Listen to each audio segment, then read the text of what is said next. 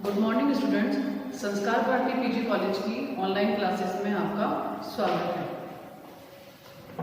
आज हम BA part first public administration के पेपर फर्स्ट लोक प्रशासन के ग्रंथ में नेतृत्व टॉपिक पढ़ेंगे, जिसे इंग्लिश में कहते हैं लीडरशिप।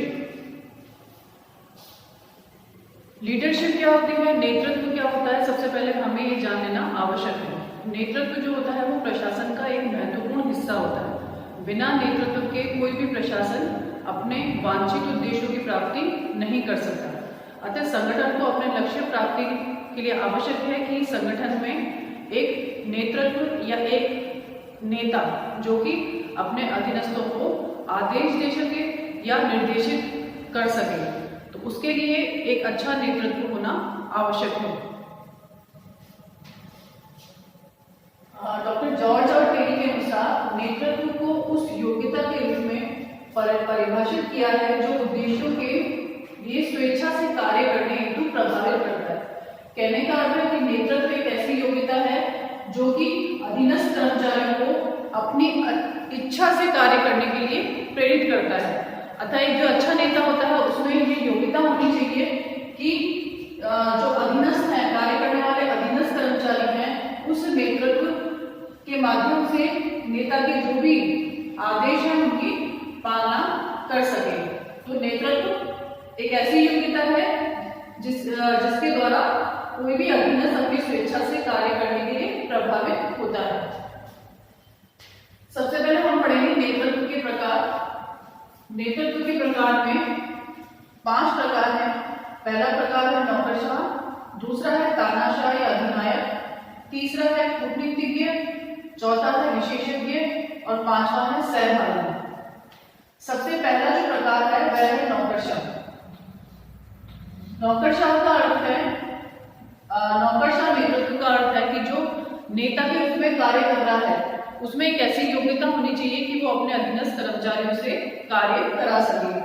कहने का अर्थ है कि नौकरशाह नेतृत्व के द्वारा जो नेता अपने अधीनस्थ कर्मचारियों को आदेश दे रहा है उसमें ऐसे गुण होने चाहिए कि वो जो संगठन में जो काम हो रहा है उसको निर्देशित कर सके और उसको आगे अधीनस्थों को दे सके।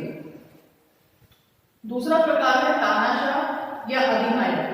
तानाशाह या अधिनायक नेतृत्व एक ऐसा नेतृत्व होता है, जैसे कि नाम से स्पष्ट हो रहा है, तानाशाह। अधिनायक, तानाशाह मतलब केवल इस प्रकार का नेतृत्व करने वाला नेता जो केवल अपने पास ही पूरी शक्ति रखना चाहता है। किसी मतलब जो उसने डिसीजन ले लिया, जो उसने निर्णय ले लिया, केवल वही अधीनस्थ कर्मचारी मानेंगे। तो तानाशाह नेतृत्व एक ऐसा नेतृत्व होता है जिसमें वो केवल आदेश देता है। तानाशाह प्रवृत्ति में सारी जो शक्ति होती है वो जो नेता है उसके हाथ में होती है। कूटनीतिज्ञ, कूटनीतिज्ञ जैसे कि नाम से स्पष्ट हो रहा है, किसी भी माध्यम से उस कार्य को कराना। कूटनीतिज्ञ का अर्थ होता है कि एक जो नेता होता है, नेता से जो अधीनस्थ कर्मचारी हैं वो ये डरते हैं कि यदि हमने कार्य नहीं किया तो वो हमें अपने पद से हटा देगा, हमारे प्रति अनुशासनात्मक कार्यवाही करेगा। तो इस प्रकार का जो नेतृत्व होता है, कूटनीतिज्ञ नेतृत्व होता है, उसमें किसी भी तरह से अपना कार्य नेता करवा लेता है, डरा धमका करके या आदेश दे करके, किसी भी प्रकार से कूटनीति के माध्यम से जो नेतृत्व है वो किया जाता है। विशेषज्ञ नेतृत्व का अर्थ है किसी विशेष कार्य में, इस प्रकार का नेता जो होता है वो एक विशेष कार्य में निपुण होता है।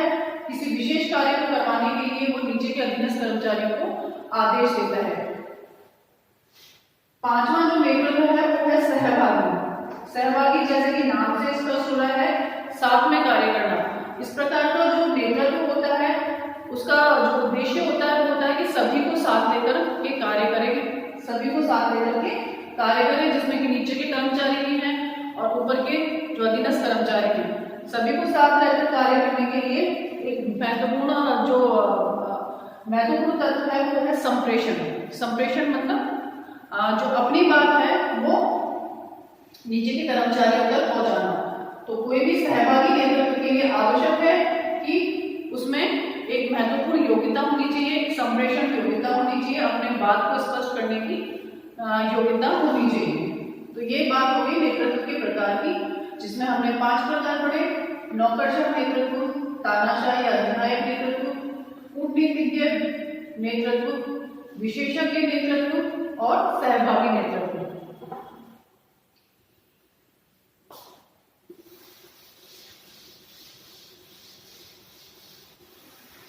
अब हम सेकंड पॉइंट में आते हैं, नेतृत्व की शैलियां।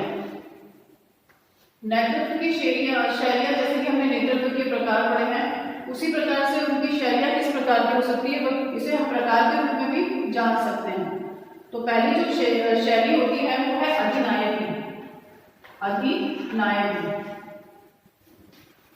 अधिनायक की जैसे कि आपको नाम से स्पष्ट हो रहा है कि जो भी कार्य करेंगे, जो भी नेतृत्व जो भी नेता के नीचे कार्य करते हैं अधीनस्थ कर्मचारी, उनका जो अधिनायक होता है वो एक नेता होता है। तो इस अधिनायक का कार्य होता है नीचे वाले जो कर्मचारी हैं उनको आदेश देना। तो इस प्रकार का नेतृत्व अधिनायकी नेतृत्व में जो नेता होता है उसके पास ये पूरी शक्तियां होती है। स्वेच्छाचारी नेतृत्व जैसे कि नाम से स्पष्ट हो रहा है, अपनी इच्छा से, स्वयं मतलब अपनी स्वेच्छा, अपनी इच्छा से कार्य कराना।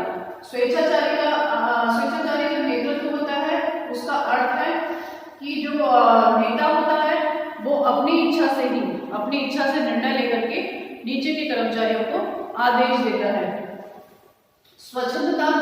स्वच्छंदतावादी नेतृत्व का जो अर्थ है वो ये है कि स्वच्छंदता का मतलब होता है स्वतंत्रता पूर्वक। स्वच्छंदतावादी जो नेतृत्व होता है वो उसमें जो नेतृत्व होता है उसमें जो नेता होता है वो अपने निर्णय लेने के लिए स्वतंत्र होता है। उसके ऊपर ये बाउंडेशन नहीं होती है कि नीचे के कर्मचारियों से सलाह मशवरा करे या उनके साथ निश्चित संप्रेषण के माध्यम से विचार विमर्श करे। तो स्वच्छंदतावादी जो नेतृत्व होता है उसमें जो नेतृत्व होता है या नेता होता है वो अपनी इच्छा से निर्णय लेता है और उसके माध्यम से कार्य करवाता है। लोकतांत्रिक नेतृत्व जैसे कि नाम से स्पष्ट हो रहा है, लोक मतलब जनता, डेमोक्रेटिक जो नेतृत्व होता है, डेमोक्रेटिक जो लीडरशिप होता है उसका अर्थ ये है कि जनता को साथ में लेकर, कहने का अर्थ है कि ऐसे निर्णय नेतृत्व के माध्यम से ऐसे निर्णय लिए जाते हैं जो कि जनता के हित के लिए कार्य किए जाते हैं। अतः जो नेतृत्व किया जाएगा या जो कार्य किए जाएंगे वो लोकतांत्रिक नीतियों के माध्यम से किए जाएंगे, मतलब ऐसी नीतियां बनाई जाएंगी जो जनता के हित के लिए कार्य करेंगे। तो ये 4 शैलियां हैं: अधिनायकी नेतृत्व, स्वेच्छाचारी नेतृत्व, स्वच्छंदतावादी और लोकतांत्रिक। अब हम बात करते हैं नेतृत्व के कार्य की। नेतृत्व के कार्य जो है 7 प्रकार के कार्य हैं। पहला है अधीनस्थों की समस्याओं को समझना, दूसरा है सहयोग प्राप्त करना, तीसरा है समन्वय एवं निर्देशन, चौथा है अनुशासन बनाए रखना, पांचवा कार्य है आदेश देना, छठा कार्य है प्रभावी संप्रेषण की व्यवस्था करना, सातवां कार्य है संगठन के प्रति निष्ठा बनाए रखना। हम पहले कार्य की बात करते हैं, अधीनस्थों की समस्याओं को समझना। एक अच्छा नेतृत्व वही होता है जिसमें जो नेता है वो अधीनस्थों की समस्याओं को समझता है और उसी के अनुसार कार्य करता है। तो नेतृत्व तभी सफल हो सकता है जब वो अधीनस्थों की समस्याओं को समझे और उसी के अनुसार कार्य करे। तो पहला जो कार्य है वो है अधीनस्थों की समस्याओं को समझना। इसमें नेता अधीनस्थों से बात करता है, विचार विमर्श करता है, उनकी समस्याओं को सुनता है और उन्हें सुलझाने का प्रयास करता है। दूसरा नेतृत्व का कार्य है सहयोग प्राप्त करना। एक सफल नेतृत्व तभी हो सकता है जबकि वो सभी के सहयोग से किया जाए। अगर संगठन में सहयोग के माध्यम से कार्य नहीं होगा, कर्मचारियों और नेता के मध्य यदि विचारों का सामंजस्य नहीं होगा तो संगठन अपने उद्देश्यों को प्राप्त नहीं कर सकता। तो एक अच्छे नेतृत्व के लिए आवश्यक है कि सहयोग से कार्य किए जाए एक अच्छा नेतृत्व तभी हो सकता है जब वो अधीनस्थों से सहयोग प्राप्त करे। तीसरा है समन्वय एवं निर्देशन। जो एक नेतृत्व का महत्वपूर्ण कार्य होता है वो होता है समन्वय, संगठन में समन्वय एवं निर्देशन देना। एक अच्छा समन्वय, जैसा कि हम पहले पढ़ चुके हैं, समन्वय का अर्थ है सामंजस्य बैठाना या तालमेल बैठाना, अर्थात अधीनस्थों और अधिकारियों के मध्य जो कार्य किया जा सकता है वो आपसी सहयोग के माध्यम से किया जाना समन्वय कहलाता है। तो अच्छा जो समन्वय नेतृत्व है उसमें समन्वय भी होना आवश्यक है। और निर्देशन मतलब आदेश देना। जो नेता है वो अपने जो अधीनस्थ कर्मचारियों को आदेश देगा, उसी के अनुसार कार्य किया जाएगा। तो नेतृत्व का तीसरा कार्य है समन्वय और निर्देशन प्रदान करना। नेतृत्व का चौथा प्रमुख कार्य है अनुशासन बनाए रखना। जो एक अच्छा नेता होता है उसके लिए आवश्यक है कि वो संगठन में डिसिप्लिन बनाए रखे। डिसिप्लिन मतलब अनुशासन बनाए रखे। कहने का अर्थ है कि कर्मचारियों में आपस में लड़ाई झगड़े नहीं होना चाहिए, उनमें आपस में मतभेद नहीं होना चाहिए। यदि लड़ाई झगड़े एवं मतभेद होंगे तो संगठन के लक्ष्यों पर उसका असर पड़ेगा। तो एक अच्छे नेता के लिए आवश्यक है कि वो अनुशासन बनाए रखे। पांचवा जो कार्य है नेतृत्व का वो है आदेश देना। एक अच्छा नेतृत्व वही कहलाता है जिसमें आदेश दिया जाता है। कहने का अर्थ है कि यदि अधीनस्थों के मध्य और जो नेता है उनके मध्य आपसी विचार विमर्श हो, आपसी सामंजस्य होगा, तो जो आदेश नेता के द्वारा दिया जाएगा वह अधीनस्थों के माध्यम से सही समय पर पूरा कर लिया जाएगा। तो जो पांचवा कार्य है वो है आदेश देना। छठा कार्य है प्रभावी संप्रेषण की व्यवस्था करना। प्रभावी संप्रेषण का अर्थ होता है, संप्रेषण मतलब आपसी विचार विमर्श या अपनी बात को अधीनस्थ कर्मचारियों तक पहुंचाना, बातचीत करना। तो एक प्रभावी संप्रेषण के लिए आवश्यक है कि नेता को अपने अधीनस्थ कर्मचारियों से समय समय पर बात करना और उनसे समय समय पर फीडबैक लेना कि उन्हें कार्य में कोई परेशानी तो नहीं आ रही। तो प्रभावी संप्रेषण की व्यवस्था करना भी नेतृत्व का महत्वपूर्ण कार्य है। अब हम बात करते हैं सातवें कार्य की, वो है संगठन के प्रति निष्ठा बनाए रखना। नेतृत्व का जो सातवां कार्य है वो है संगठन के प्रति निष्ठा बनाए रखना। यदि अधीनस्थ कर्मचारियों में संगठन के प्रति कार्य करने की भावना होगी, मन लगा करके कार्य करने की भावना होगी, यदि वो निष्ठा से कार्य करेगा तो वो संगठन अपने उद्देश्यों को शीघ्र ही प्राप्त कर लेगा। तो नेतृत्व का जो महत्वपूर्ण कार्य है संगठन के प्रति निष्ठा बनाए रखना। तो ये 7 कार्य हैं जो कि नेतृत्व के माध्यम से किए जाते हैं। पहला है अधीनस्थों की समस्याओं को समझना, दूसरा है सहयोग प्राप्त करना, तीसरा है समन्वय एवं निर्देशन, चौथा है अनुशासन बनाए रखना, पांचवा है आदेश देना, प्रभावी संप्रेषण की व्यवस्था करना, संगठन के प्रति निष्ठा बनाए रखना। तो ये 7 कार्य हैं जो कि नेतृत्व के माध्यम से किए जाते हैं। अब हम बात करते हैं नेतृत्व के गुण की। नेतृत्व के गुण का अर्थ है नेता, एक अच्छे सफल नेता में क्या क्या गुण होने चाहिए। एक जो अच्छा नेता होता है उसमें पहला गुण होता है आत्मविश्वास, कॉन्फिडेंस। एक जो अच्छा नेता होता है उसमें कॉन्फिडेंस होना चाहिए कि वो अपने जो अधीनस्थ कर्मचारियों हैं उनसे कार्य करा सके, उसे समय समय पर अपना कर्मचारियों का मनोबल बढ़ाते रहना चाहिए। उसके लिए आवश्यक है कि सबसे पहले उसमें खुद में विश्वास होना आवश्यक है। आत्मविश्वास की कमी के माध्यम से अगर आत्मविश्वास नहीं होगा उसमें तो वो अपने अधीनस्थ कर्मचारियों से कार्य नहीं करा सकता। तो सबसे पहले एक अच्छे नेता के जो पहला गुण है वो है आत्मविश्वास।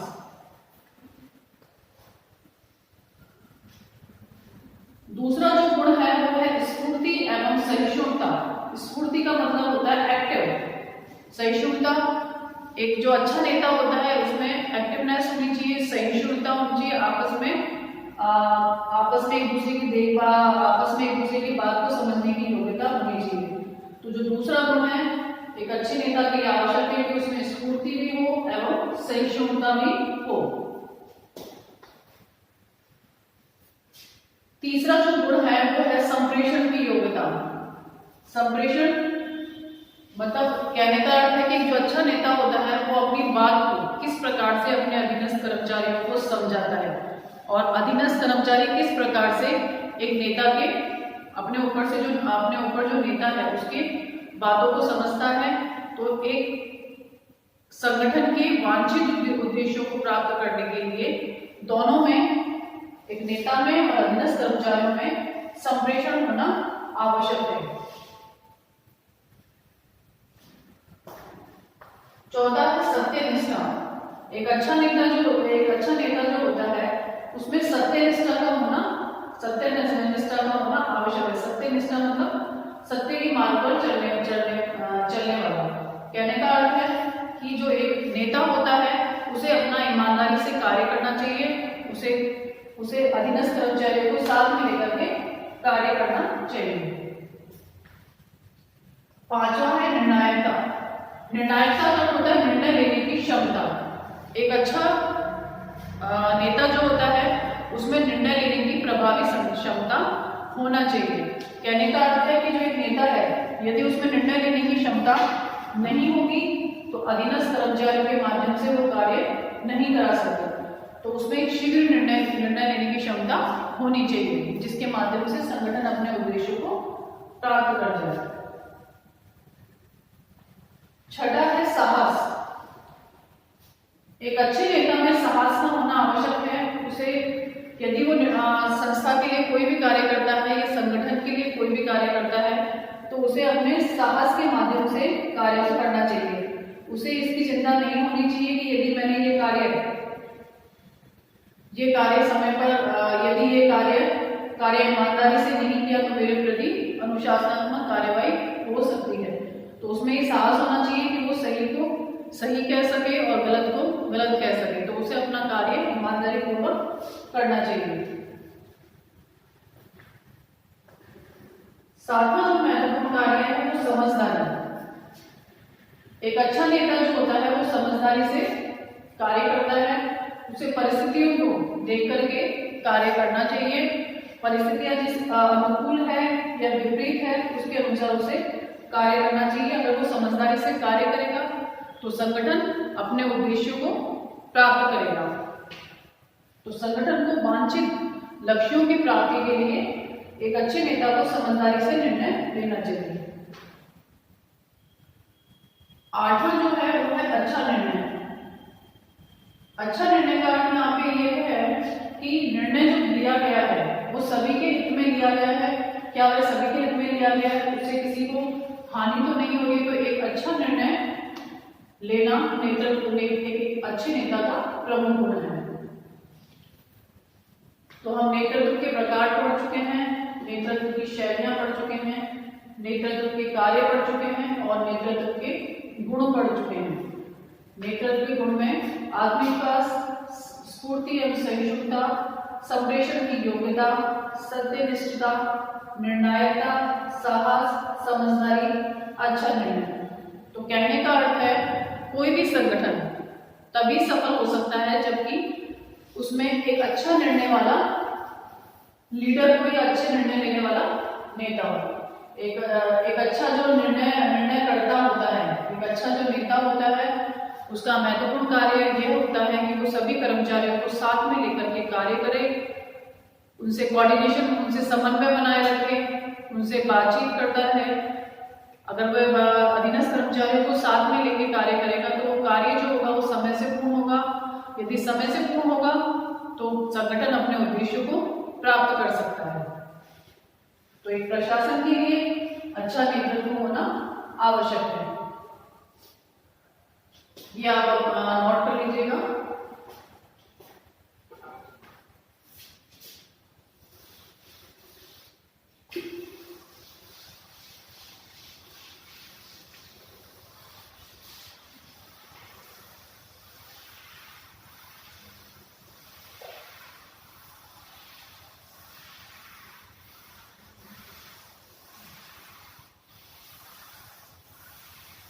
अब हम बात करते हैं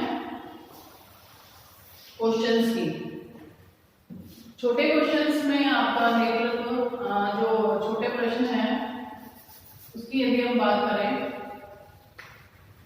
जिसे लघुत्रात्मक प्रश्न कहते हैं,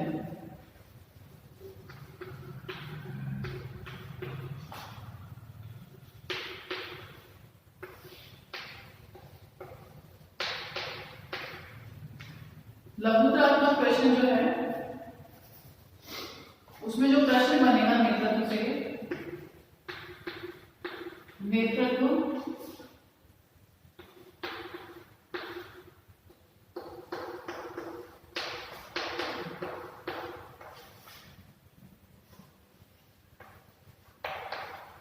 नेतृत्व किसे कहते हैं,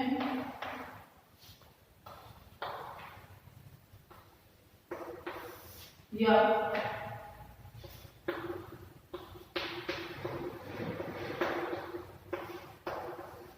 नेतृत्व को परिभाषित कीजिए।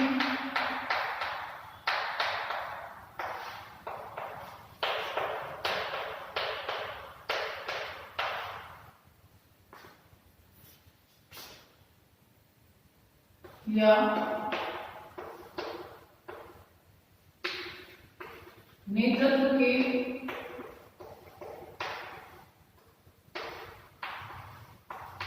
गुण समझाइए।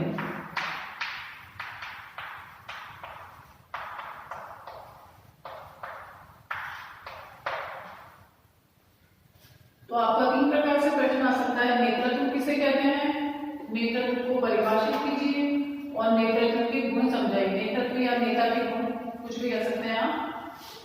तो यहाँ नेतृत्व का इंट्रोडक्शन दीजिए कि प्रशासन में नेतृत्व क्यों आवश्यक है। उसके बाद जो परिभाषा है, आपको 3 परिभाषाएं जो है उसमें आपकी उसे आप यहाँ पे समझा सकते हैं। तो ये तो बात में लघुत्रात्मक प्रश्न है।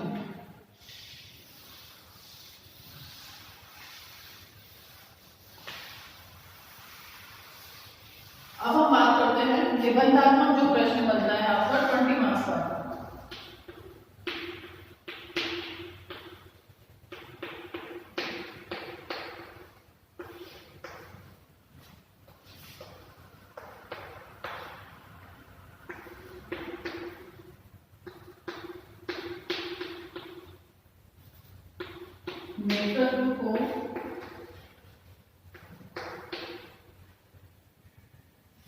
नेतृत्व किसे कहते हैं,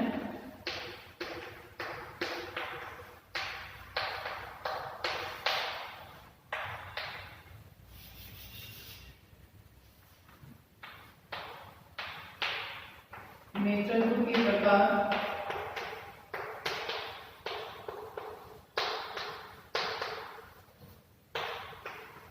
शैलियां,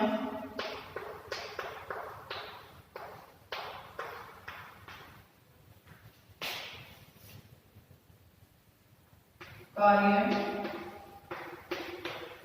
एवं गुणों का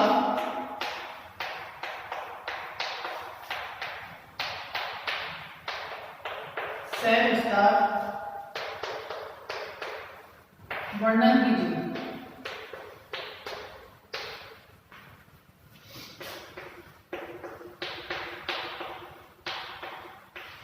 तो आपका जो निबंधात्मक प्रश्न है वो किस प्रकार से बन सकता है, नेतृत्व किसे कहते हैं या नेतृत्व को परिभाषित कीजिए, नेतृत्व के प्रकार, नेतृत्व की क्या शैलियां होती हैं, नेतृत्व के क्या कार्य होते हैं, नेतृत्व के गुण, उनका आपको डिस्क्रिप्टिव आपको समझाना है। सविस्तार मतलब निबंधात्मक रूप में आपको वर्णन करना है।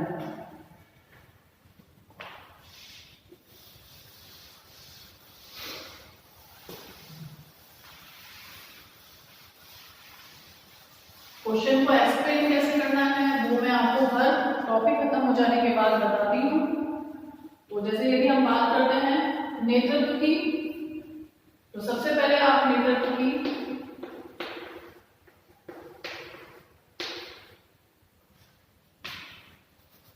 नेतृत्व के बारे में आप समझाएंगे जो कि भूमिका में आएगा।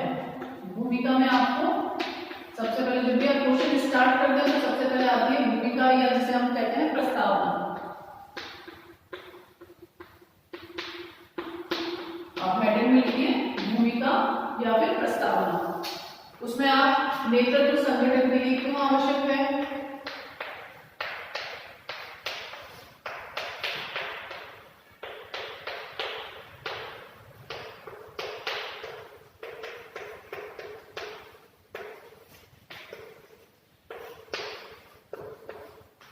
तो जो भूमिका या प्रस्तावना होती है उसमें आपको बताना है कि नेतृत्व संगठन के लिए क्यों आवश्यक है, प्रशासन के लिए क्यों आवश्यक है, वो आप 6-7 लाइन में उसकी प्रस्तावना दे देंगे। फिर आप दीजिए उसकी परिभाषा है, 2 या 3 आपको देनी चाहिए परिभाषा है।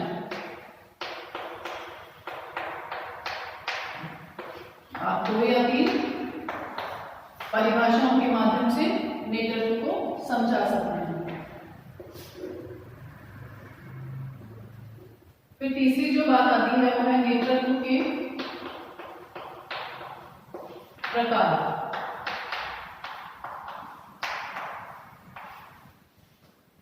फिर चौथी आती है नेतृत्व की शैलियां।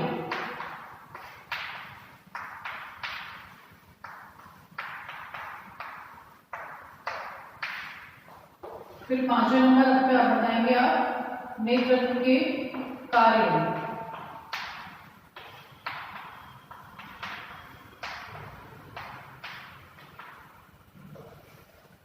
छठा बताएंगे नेतृत्व के गुण या एक अच्छे नेता के गुण। नेतृत्व भी कह सकते हैं और नेता भी कह सकते हैं आप यहाँ पे।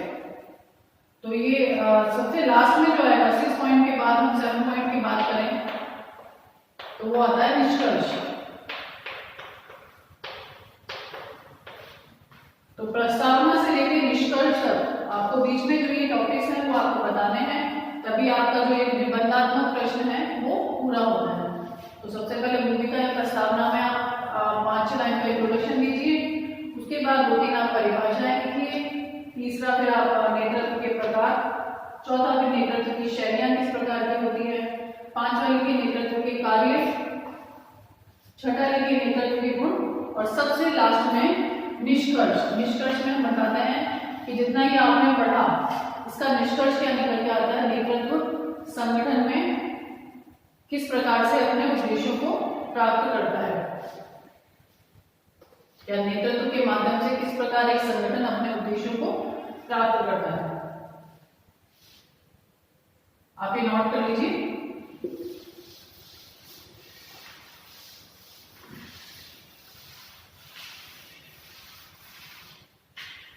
नेतृत्व के प्रकार की हमने जब बात की थी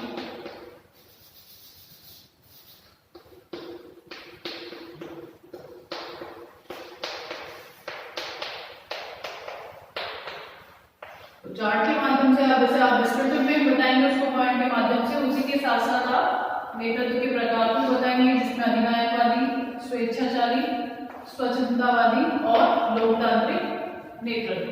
तो ये चारों नेतृत्व आप चार्ट के माध्यम से समझाएंगे, चार्ट भी बताएंगे आप उसका और साथ ही साथ आप उसको डिस्क्रिप्टिव भी पॉइंट्स के रूप में लिख करके बताएंगे। इसी प्रकार से आप नेतृत्व की शैलियां भी बता सकते हैं। अगर आपने पहला टॉपिक है वो चार्ट के माध्यम से बता दिया है तो नेतृत्व की शैलियां हैं।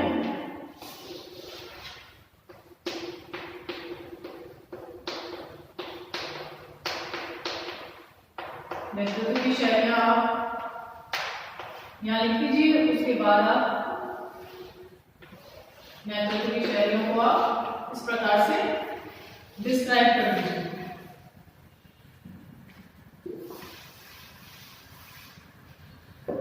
तो जितनी भी शैलियां हैं आपकी 1, 2, 3, 4, 5 ये पांचों शैलियां आप लिख सकते हैं। जितनी भी आपकी 4 है या 5 है, जितनी भी शैलियां उसको उसके माध्यम से समझा सकते हैं। कहने का अर्थ है कि आप जो भी कोई पॉइंट समझा रहे हैं, आपके जो भी पॉइंट आ रहे हैं, प्रकार आ रहे हैं, कार्य आ रहे हैं या गुण आ रहे हैं, आप उनको ज्यादा से ज्यादा डायग्राम के माध्यम से समझाने का प्रयास करें। डायग्राम से समझाने के बाद यदि आप उसको डिस्क्रिप्टिव समझाएंगे तो उसका ज्यादा इम्पैक्ट पड़ता है। इसी प्रकार नेतृत्व के कार्य है, नेतृत्व के कार्य को भी आप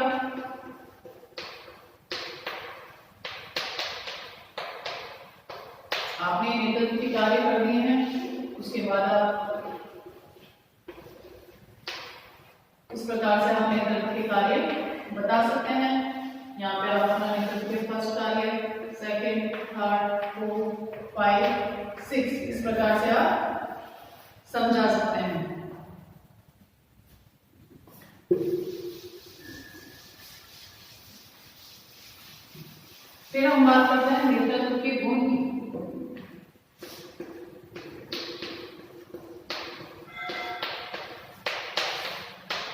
नेतृत्व के गुणों को भी आप इसी प्रकार से बताएं। 7-8 अगर आपके गुण हैं तो पहला यहाँ लिखिए, फिर नीचे, फिर ये,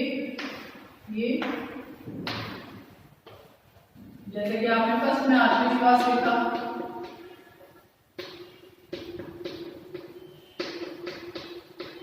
सेकंड आप लिख दीजिए स्फूर्ति एवं सत्यनिष्ठा।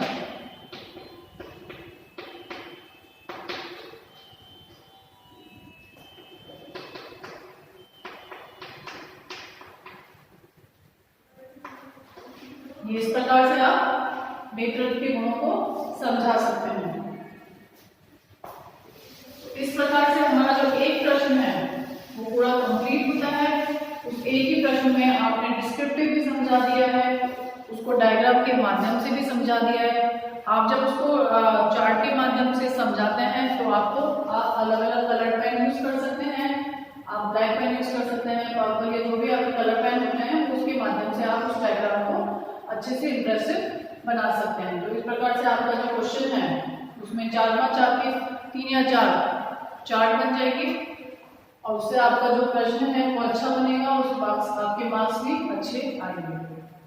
लास्ट में जब आपका एक पूरा प्रश्न हो जाता है तो फिर बात करते हैं हम निष्कर्ष की, जो कि मैं आपको बता चुकी हूँ। तो जब ये आपका पूरा भूमिका से लेकर निष्कर्ष तक पूरा प्रश्न होता है तभी वो पूरा प्रश्न आपका पूर्ण माना जाता है, उसी के माध्यम से आपको मार्क्स मिलते हैं।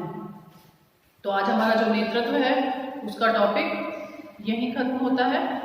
अब नेक्स्ट टॉपिक की बात हम नेक्स्ट क्लास में करेंगे। धन्यवाद।